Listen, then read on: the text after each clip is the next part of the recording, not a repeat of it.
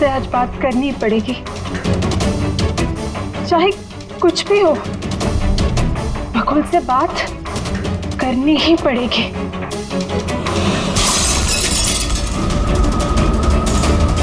घर में तो कोई नहीं है, ये आवाज कैसे?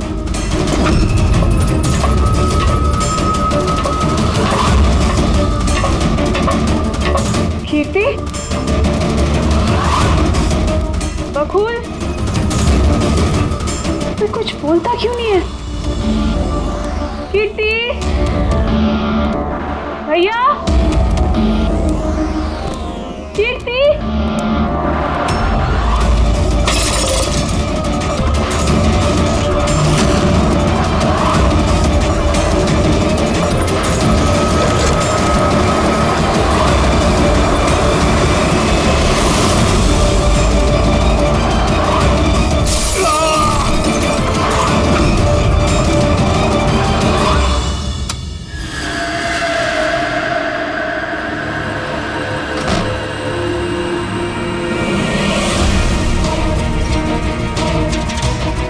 भैया का सूटकेस? भैया बैंगलोर नहीं गए क्या?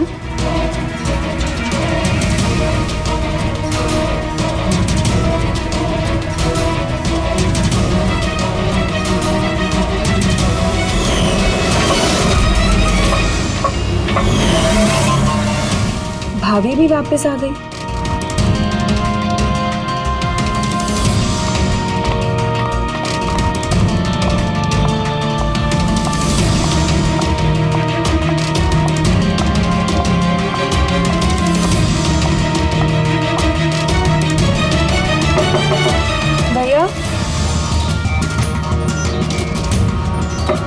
बकुल भैया, भैया आप बैंगलोर नहीं गए क्या? भाभी,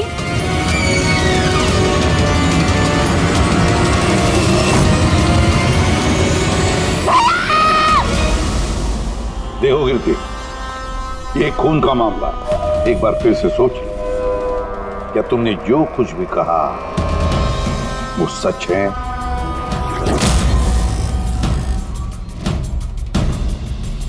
सर, हमें नहीं लगता है कि ये बात सच है। आपके लगने या ना लगने से कोई फर्क नहीं पड़ता। जब आपसे कुछ पूछा जाएगा तभी बोलना। हो सकता है ये सच बोल रही हो, क्या पता।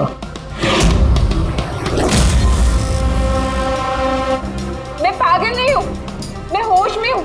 मैं कह रही हूँ ना आपको कि आशिका भाभी ने खुद ही बोला है कि उन्होंने बकुल भैया का खून किया है।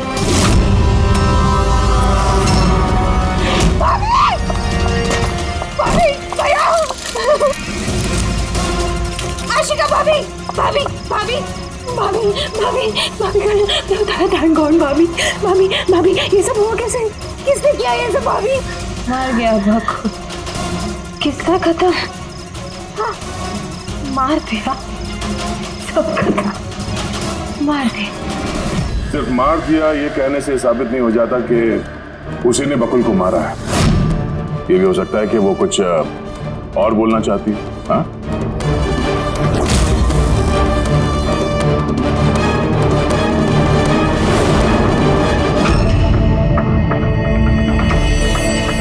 एक बात बताओ, जब बकुल का खून हुआ उस वक्त तुम सब लोग कहां पर थे?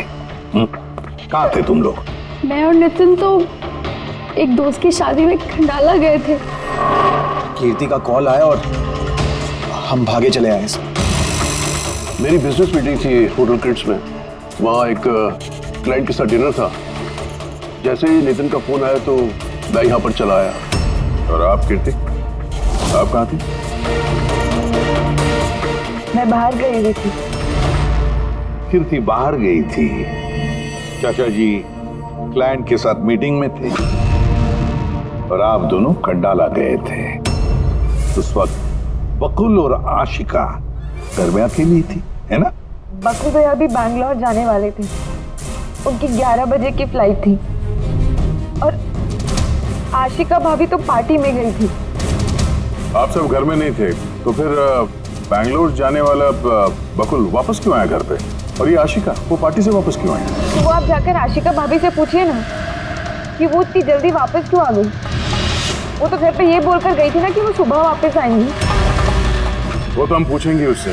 फिलहाल आप बताइए, आप कहाँ गई थी बाहर? मेरी मदर बांद्रा रहती है, उनको अचानक फूड पॉइजनिंग हुआ था, मैं उनके पास ही गई थी और फिर वहीं से मैं आई। वाह, हर एक के पास एक्सप्लेनेशन है कि बकुल के खून के वक्त मैं यहाँ था, मैं वहां थी, मैं वहां गया था। सबके पास एक्सप्लेनेशन है, लेकिन आप सब लोग एक बात अच्छी तरह से याद रखना, हम सीआईडी वालों से सच ज्यादा देर तक छुपता नहीं, सामने आकर ही रहता है।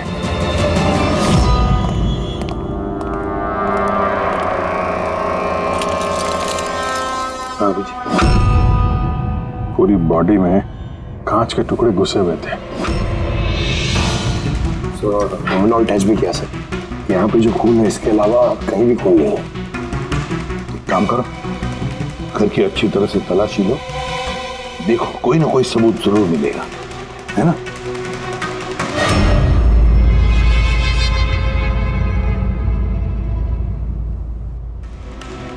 ये बता। सर, इनका कहना है कि इन्हें कुछ भी याद नहीं। कुछ भी याद नहीं? आशिका, तुम्हें याद आ रहा? तुमने कीर्ति को होश में आने के बाद कुछ बताया था? याद करो। मुझे कुछ याद नहीं आ रहा। याद करने की कोशिश करो। कीर्ति कह रही थी कि बकुल का खून तुमने किया, ऐसा तुमने खुद उसको बताया। कीर्ति इल्जाम लगा रही है मेरे पे। बकुल को मैंने नहीं मारा।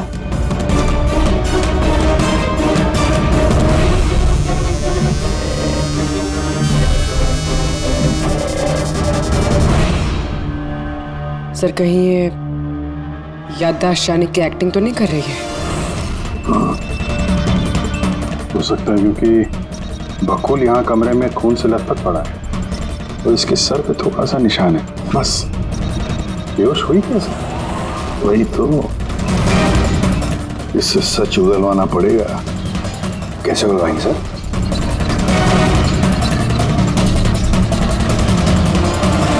सच उगलवाएंगे नार्को टेस्ट से।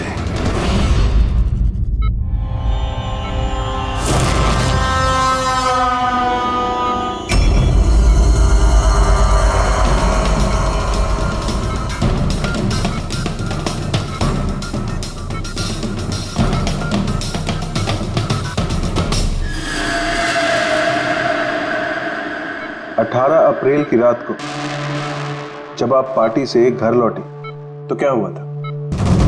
मैं घर में घुसी, बकुल चिल्ला रहा है। फिर क्या हुआ? फिर मैं रूम में गई देखने के लिए। क्या देखा आपने? मैंने देखा कि जैसे ही मैं अंदर गई तो मैंने देखा बकुल वहाँ पे है, उसके पीठ से खून निकल रहा था। मैंने वहीं पर एक लड़की की लाश पड़ी हुई देखी। मुझे गुस्सा आया और मैंने वहाँ पड़ा एक कांच को उठाया।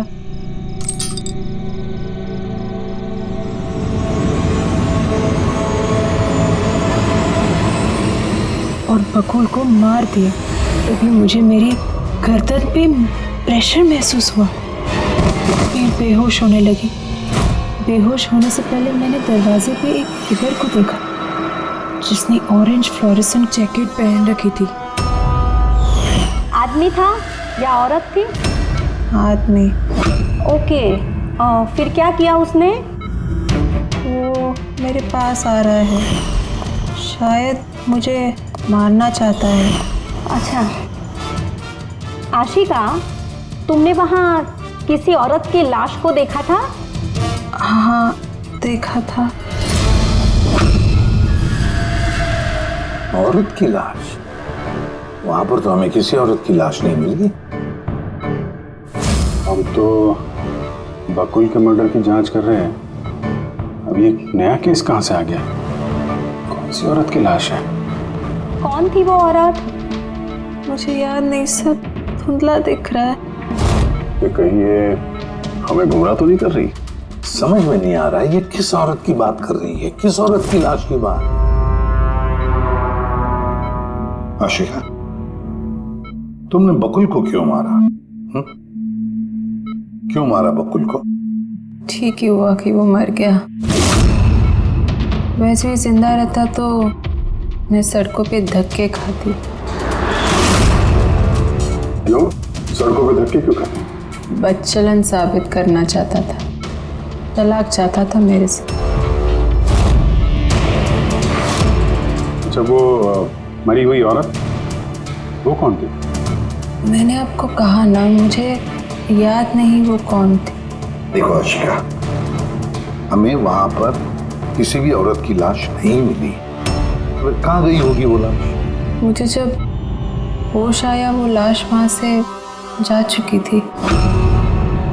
और वो फ्लोरेसेंट ऑरेंज कलर का जैकेट पहना हुआ आदमी? वो धुंधला धुंधला सा दिख रहा था, दरवाजे पे ही खड़ा था। शायद मेरे बेहोश होने का इंतजार कर रहा था।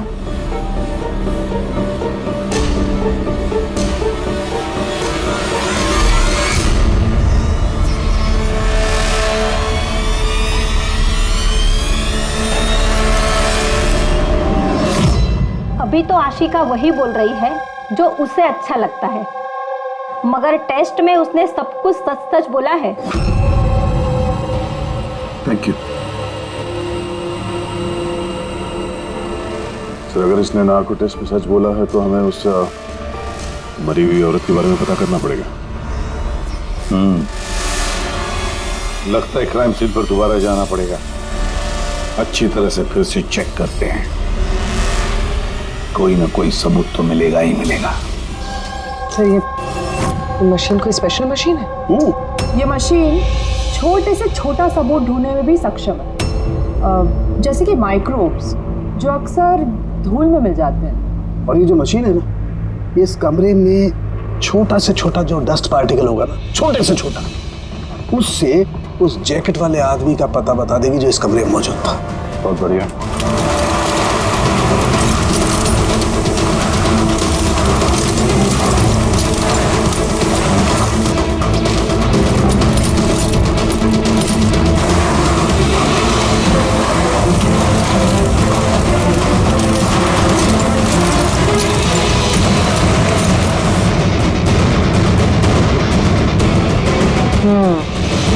ये देखिए, जो हमारी नजरों से बच गया वो इस मशीन ने ढूंढ निकाला।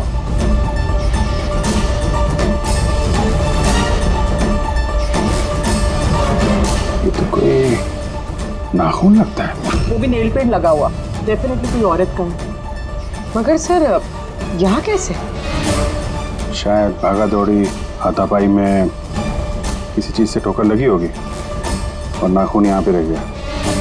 घर वालों का पता करो, इनमें से तो किसी का नहीं।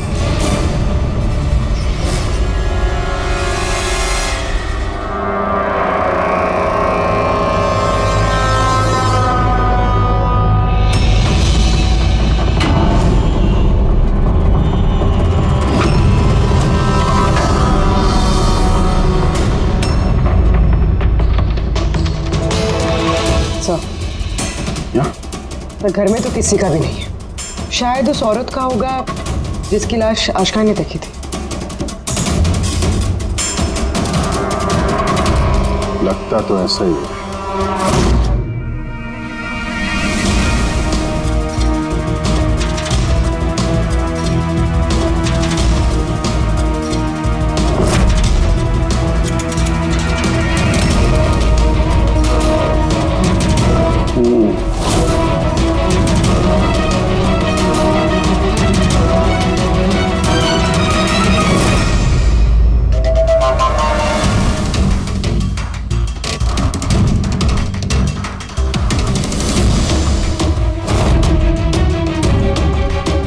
जेब में हाथ है करेगा। राइट। क्या पता चला इस नाखून का किसका है ये? सर, नाखून का डीएनए किसी भी फैमिली मेंबर से मैच नहीं हुआ। लेकिन एक बात पता चली बस, ये नाखून जिस किसी का भी है वो एक औरत है और उसकी उम्र 20 से 25 साल। 20 से 25 साल की औरत। और एक बात, हाँ,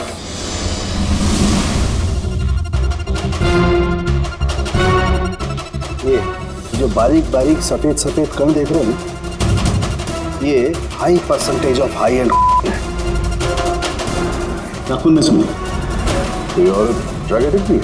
हाँ, घर परिवार की नहीं, बाहर की है। सर, कोई बाहर वाली वहां पे आई है तो किसी कार, ऑटो, टैक्सी वगैरह ही किया होगा। हाँ, पता लगाना पड़ेगा रिक्शा वालों से, टैक्सी वालों से कि क्या उनमें से किसी ने उसे घर पर छोड़ा है क्या। सर, वो आशिका बता रही थी कोई फ्लोरोसेंट ऑरेंज कलर की जैकेट पहने हुए आदमी था वहां पे। बेहोश होने से पहले मैंने दरवाजे पे एक फिगर को देखा जिसने ऑरेंज फ्लोरेसेंट जैकेट पहन रखी थी। वो कौन है, कहाँ से आया, कहाँ गायब हो गया, उसके बारे में भी पता लगाना पड़ेगा। और सर, जितने ड्रग पेडलर्स हैं उनसे भी पता करना पड़ेगा कि कितनी औरतें ये हाई एंड लेती हैं। अभिजीत, एक काम करो, रिक्शा वालों से, टैक्सी वालों से पता लगाओ क्या किसी ने इस औरत को घर पर छोड़ा था क्या, और मिसिंग पर्सन रिपोर्ट भी चेक करो।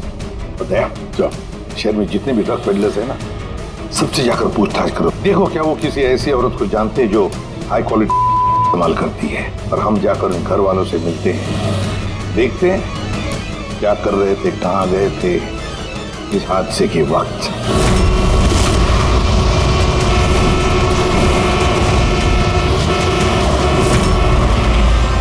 तुम्हारी एसोसिएशन से पता चला है कि 10 तारीख को यानी परसों रात में तुमने शांति निवास बंगलो में किसी लड़की को छोड़ा था। हाँ सर, छोड़ा था। कितने बजे की बात है? सर, लगभग 1 बजे की बात है, उसी बंगलो में। सर, बहुत नशे में थी वो और बार बार अपने हस्बैंड को गाली दे रही थी। अच्छा। जी सर।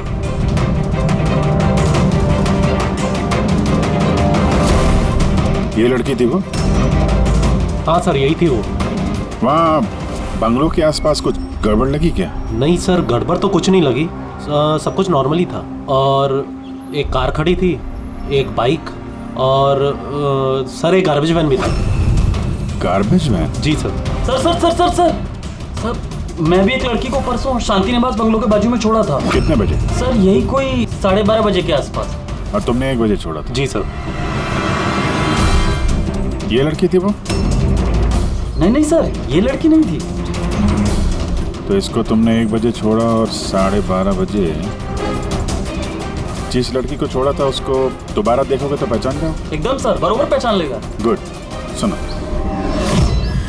तुम लोगों से जो भी सवाल पूछा जाएगा उसका सही सही जवाब चाहिए। जरा सा भी झूठ बोला ना तो बड़ी मुसीबत खड़ी हो जाएगी, समझे? सर, झूठ बोल के जान आफत में नहीं डालनी हमें। तो फिर बताओ, जिस दिन बकुल का खून हुआ उस दिन क्या चेतन तुम्हारे होटल में था? जी सर, वो होटल में थे और उन्होंने सारा समय क्लाइंट के साथ बिताया। उन्होंने क्लाइंट के साथ डिनर भी किया। अच्छा, तो ठीक है, क्लाइंट के सारे डिटेल्स चाहिए हमें, और उस दिन का सीसीटीवी फुटेज भी। शीना, कीर्ति की माँ को फूड पॉइजनिंग क्यों हुई? खाने में क्या मिलाया था? मैंने तो कुछ भी नहीं मिलाया था। आंटी जी तो बाहर गई हुई थी। जब वो वापस लौट के आई उनकी तबीयत खराब थी। सर, नितिन और सिया दोनों सारा दिन शादी में ही थे। पूछे भी नहीं बता रहे। रट्टा मार के आए हो क्या? नहीं मैम, जो सच्चाई है वही बता रहा हूँ। 11 बजे फंक्शन बंद करा दिया था हमने। उसके बाद में नितिन और सिया वो लोग कहाँ गए? फिर वो दोनों अपने रूम में चले गए सर।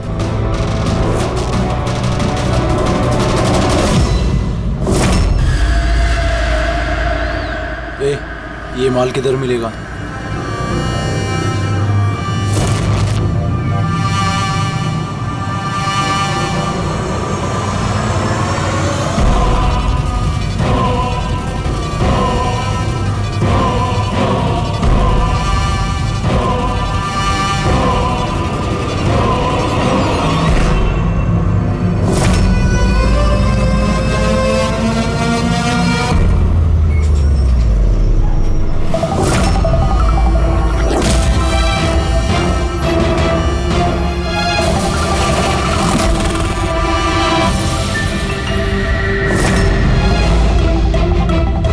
माल चाहिए। मिलेगा। कितना चाहिए और पेमेंट कैसे करेगा? पेमेंट माल इस्तेमाल करने के बाद। माल इस्तेमाल करने के बाद। भागने के बारे में ना सोचना भी मत। मेरे पास हर एक क्लाइंट की ना कुंडली है, कुंडली, और उस कुंडली में लिखा है कि मेरा क्लाइंट ओवरडोज से मरेगा या मेरी बंदूक की गोली खा के। मगर तेरी कुंडली में लिखा है जेल जाना। उन सब औरतों के फोन नंबर चाहिए हमें जिन्हें तुम ड्रग सप्लाई करते हो। जल्दी लाओ।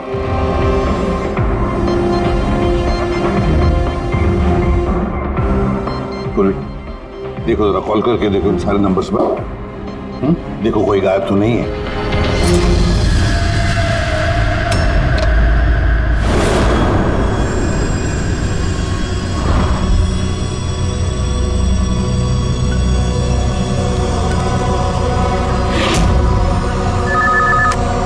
हेलो।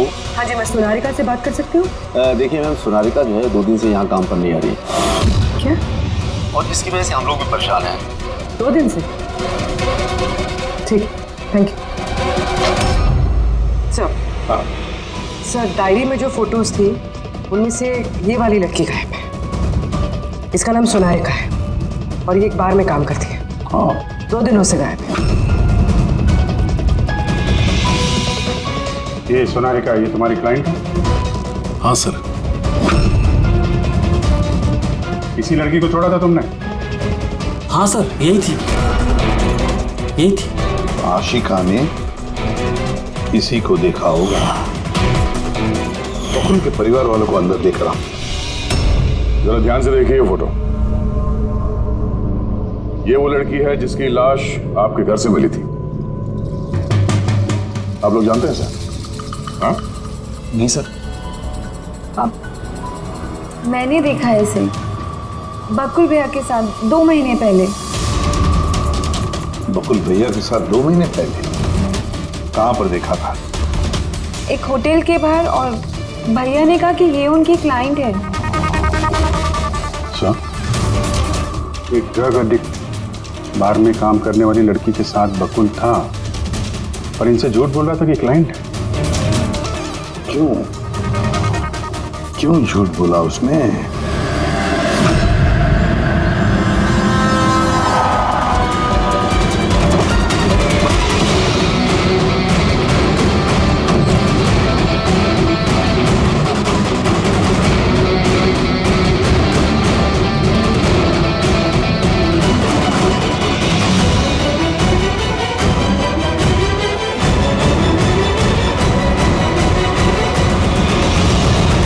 ये सोनारिका यहीं पे काम करती थी ना? जी हाँ, यहीं काम करती है। आप लोग कौन? सीआईडी। सोनारिका का खून हो गया। क्या? इसीलिए वो 2 रात से यहाँ काम पर नहीं आ रही है। हाँ, मगर हमें उसकी लाश नहीं मिली है। और इसके साथ साथ ये बकुल नाम का आदमी है, इसका भी खून हुआ। हम ये जानना चाहते हैं कि सोनारिका का इस बकुल के साथ क्या संबंध है? संबंध के बारे में तो नहीं पता, लेकिन हाँ, ये आदमी कभी कभी हमारे बारे में सोनारिका को लेने आता था। फिलहाल आपको इसके बारे में ज्यादा जानकारी तेजी ही दे सकती है साहब। ये तेजी कौन है? सर, ये है तेजी। तेजी, सोनारिका तुम्हारी दोस्त थी। ये बताओ कि इस आदमी के साथ सोनारिका का क्या संबंध है? सर, सोनारिका का बकुल के साथ अफेयर चल रहा था। बकुल उसके सारे रईसों वाले खर्चे उठाता था, पर उसको हमेशा बकुल से कुछ ना कुछ शिकायतें रहती थी। कैसी शिकायत रहती थी? वो कहती थी कि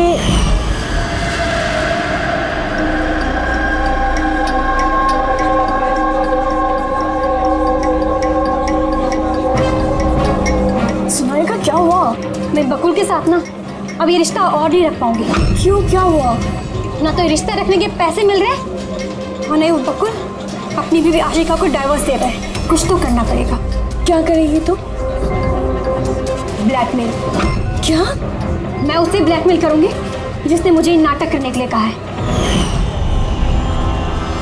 तो कोई सोनारिका को पैसे दे रहा था बकुल के साथ प्यार का नाटक करने के लिए। मास्टरमाइंड कोई और ही है? हाँ, और उसी मास्टरमाइंड ने प्लान किया और इस सोनालिका और बकुल को मार दिया। और आशिका का वहां पर आना प्लान में शामिल नहीं था। समझ में नहीं आ रहा है कि ये बकुल अपनी फ्लाइट छोड़कर घर वापस क्यों आया। और सर, अगर खूनी को बकुल की गर्लफ्रेंड को मारना ही था तो कहीं और भी मार सकता था। वहां घर पे क्यों क्यों किया? तो शायद खूनी को पहले से पता था कि बकुल के घर में कोई नहीं, इसीलिए उसने धोखे से सोनालिका को वहां पे बुलाया और उसी समय बकुल और आशिका वहां पे पहुंच गए होंगे। ये हो सकता है। तो सर, लाश को घर से बाहर कहाँ लेके गए होंगे और कैसे? क्योंकि बकुल के घर की सारी गाड़ियां तो पहले से बाहर थी।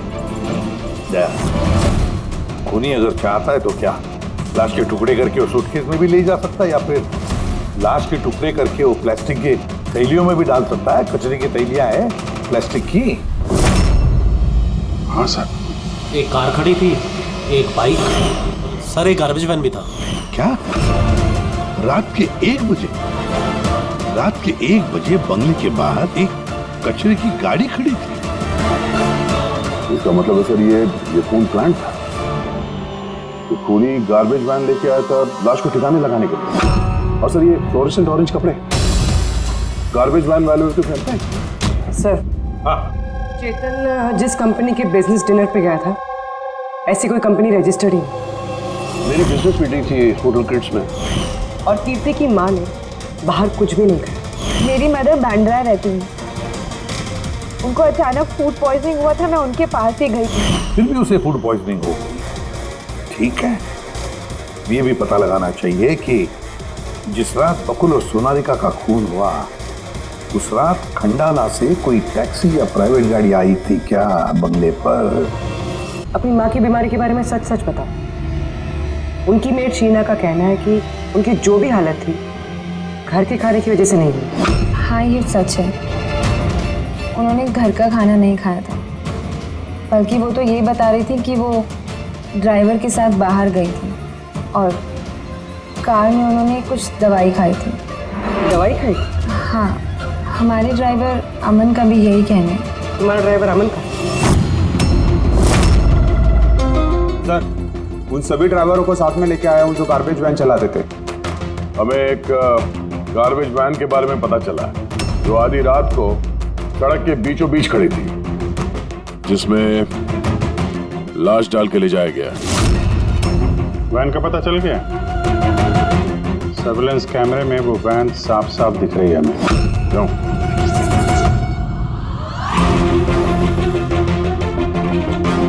तुम हो ना उस वैन के ड्राइवर? नहीं सर, मुझे कुछ नहीं पता। मेरा भाई लेकर गया था सर उस वैन को। अब वो उसे कहाँ लेकर गया था और क्यों लेकर गया था मुझे कुछ नहीं बताया सर उसने।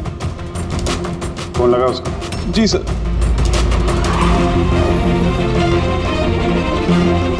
हेलो अमन, कहाँ है तू?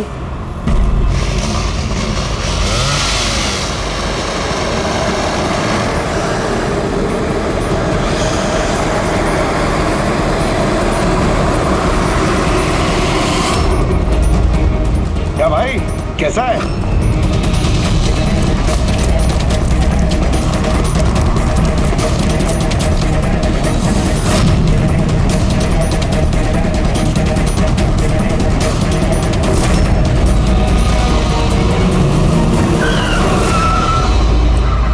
सर, मैं सच बताता हूँ, मैंने तो जो कुछ किया उस फोन कॉल की वजह से किया था जो बकुल सर के बंगले से आया था। किसने फोन किया था बकुल के बंगले से? मैंने उसे कभी देखा नहीं है, सिर्फ उसकी आवाज़ सुनी थी। औरत ही आदमी? सर, कभी कभी तो औरत की आवाज़ में फोन आता था और कभी आदमी की आवाज़ में। सर, ये जो कोई भी है ना, ये बकुल के घर वाला ही। हाँ, मगर तूने ये सब किया क्यों? कोई फोन पे कुछ भी बोल देगा तू कर देगा? हाँ? सर, मुझे लालच दिया गया था सर कि मेरे 5 लाख के कर्जे को चुका दिया जाएगा अगर मैंने उनकी बात मानी तो। सर, मैं लालच में आ गया था, मगर मैंने कोई खून नहीं किया सर। मैंने तो सिर्फ लाश को ठिकाने लगाया था सर। लाश का?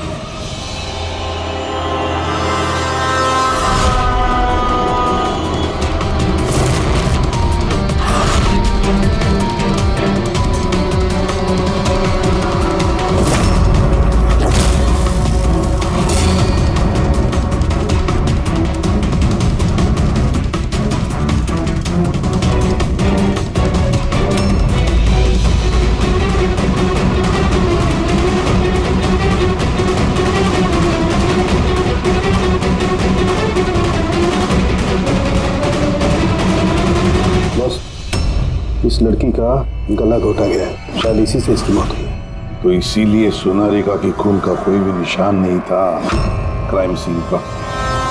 और उसके पैर के अंगूठे का नाखून भी उखड़ा हुआ है।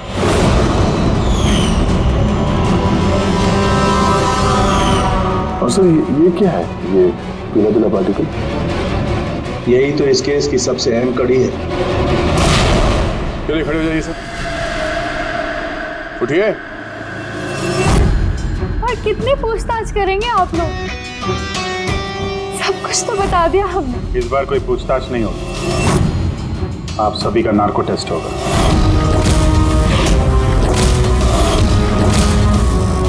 नार्को टेस्ट क्यों पर? क्योंकि आप में से कोई है जो सच नहीं बोल रहा। आपके पास कोर्ट की परमिशन है इस नार्को टेस्ट के लिए? जी हाँ, परमिशन के बिना हम कुछ नहीं करते।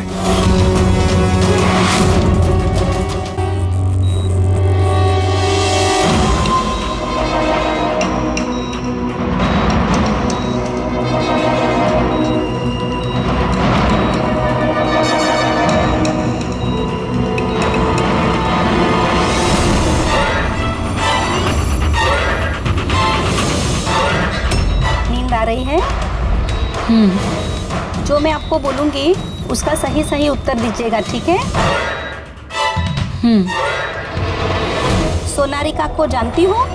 हाँ बकुल का अफेयर था सोनारिका के साथ, ये भी जानती है आप?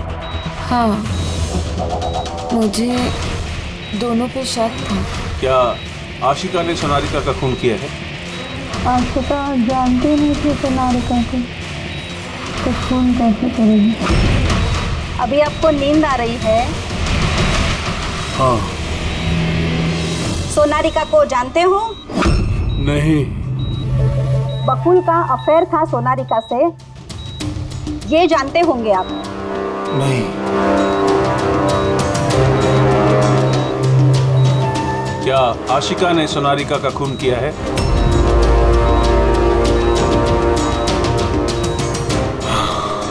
आशिका सोनारिका को जानती थी। आशिका ने ही बकुल और सोनारिका का खून किया है। उसी ने ये खून की साजिश रची थी। आशिका की हरकतें कुछ दिनों से काफी अजीब थी। ये बात मैंने बकुल को बताई थी। क्या हुआ सर? हुआ कुछ नहीं नितिन, सिर्फ इतना बताना था कि ट्रुथ सीरम के असर से इंसान सिर्फ उतना ही बताता है जितना उसे पूछा जाता है, ज्यादा कुछ नहीं बताता। अब बात यह है कि इंसान का दिमाग अपना मेमोरी शेयर करता है पर ओपिनियन नहीं देता, जैसे तुमने अभी दिया। अब सारी असलियत फटाफट बता दे, वरना असली वाला सीरम देना पड़ेगा तुझे। असली ट्रूथ सीरम मतलब ये कि हमने जो सीरम दिया था वो ट्रूथ सीरम नहीं था, ग्लूकोज का इंजेक्शन था। What? शक तो हमें तुम पे पहले से ही था, लेकिन सारी सच्चाई तुम्हारे मुंह से सुनना चाहते थे। नितिन, सब कुछ तुमने बड़ी सफाई से, बड़ी चालाकी से किया था, लेकिन सोनारिका के चेहरे पर जो हल्दी लगी थी ना, उसने तुम्हें पकड़वा दिया। वही हल्दी जो शादी के वक्त तुम्हारे हाथ में लगी थी। ये पीला पीला पार्टिकल दरअसल हल्दी है, और इस हल्दी में आटा और तेल भी मिला हुआ है। आटा, तेल, हल्दी। चेहरे पे हल्दी नहीं है, सिर्फ यहाँ कदम के पास। कहाँ से आई होगी ये हल्दी? सर सिया बता रही थी कि वो लोग खंडाला गए थे शादी के लिए, और वहां पे हल्दी की रस्म में शामिल भी हुए थे वो लोग। बकुल 500 करोड़ का एम्पायर चला रहा था, वो एम्पायर जो मैंने सेटअप किया था, लेकिन वो मुझे ही उस एम्पायर से बेदखल करने की फिराक में था। तो फिर उससे बात करते थे, उससे समझाते थे। बात करने की कोशिश की थी सर, कई बार कोशिश की थी, लेकिन वो सुनता तब ना। भाई था वो मेरा, मैं नहीं मारना चाहता था उसे, लेकिन वो पूरा एम्पायर अपने नाम पे करवाना चाहता था। इसीलिए फिर मैंने भी एक प्लान बनाया। क्या प्लान बनाया? बकुल और आशिका के आए दिन झगड़े होते रहते थे। वो आशिका को छोड़ना चाहता था। मैंने सोनारिका को पैसों का लालच दिया और उससे कहा कि बकुल से झूठ मूठ का प्यार का नाटक करे और एक दिन आगे जाके उससे शादी भी करे। दरअसल मैं सोनारिका के जरिए अपना एम्पायर हासिल करना चाहता था। मगर उसे क्यों मार दिया? वो तो तुम्हारा साथ दे रही थी। शुरू में सर, लेकिन बाद में उसने मुझे ब्लैकमेल करना शुरू कर दिया। और इसलिए तुमने सोनारिका को धोखे से घर बुला लिया? हाँ सर। उस रात मैंने ऐसी सिचुएशन क्रिएट की जिससे कि सब लोग घर से बाहर रहे। मैं भी सिया के साथ खंडाला चला गया और जैसे ही सिया ने दवाई ली और सो गई, मैं फौरन टैक्सी पकड़कर यहाँ आ गया और अमन को बुला लिया। सोनारिका के घर पहुंचते ही, देखो सोनारिका, मेरी बात समझने की कोशिश करो। अगर बीच रास्ते में तुमने मेरा साथ छोड़ दिया तो मेरा पूरा प्लान चौपट हो जाएगा। हो जाए प्लान चौपट, मुझे कोई फर्क नहीं पड़ता। और वैसे भी मुझे उस बकुल में कोई इंटरेस्ट नहीं है और ना ही मैं उससे प्यार करती हूँ और ना ही मैं उससे शादी करना चाहती हूँ।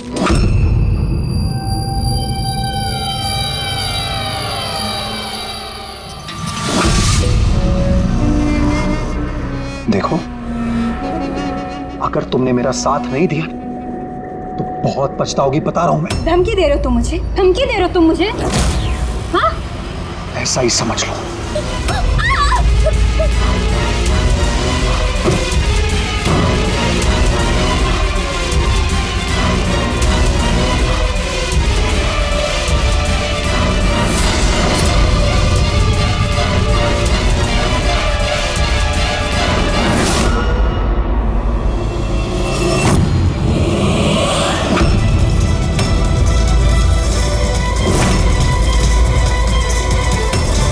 भैया बकुल, ये क्या किया आपने? ये सोनारिका मुझे फंसाना चाहती थी। मैं पुलिस को बुलाऊंगा। बकुल बकुल बकुल बकुल!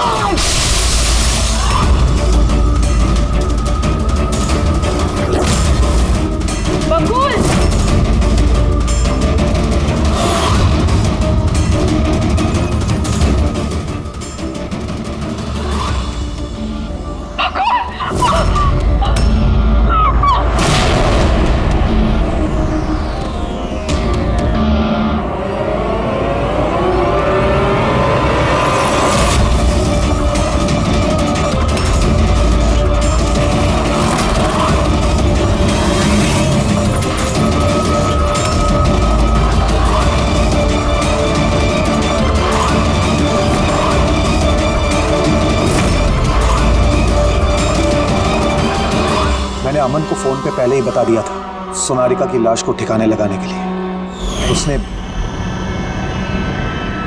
बिल्कुल वैसा ही किया। पैसों की लालच ने तुम्हें इतना अंधा बना दिया कि तुम अपना सगा रिश्ता भी भूल गए, अपने भाई की जान ले ली और तो और अपने साथी सोनारिका को भी मार डाला। कानून तुम्हें कभी माफ नहीं करेगा। कड़ी से कड़ी सजा होगी, शायद फांसी।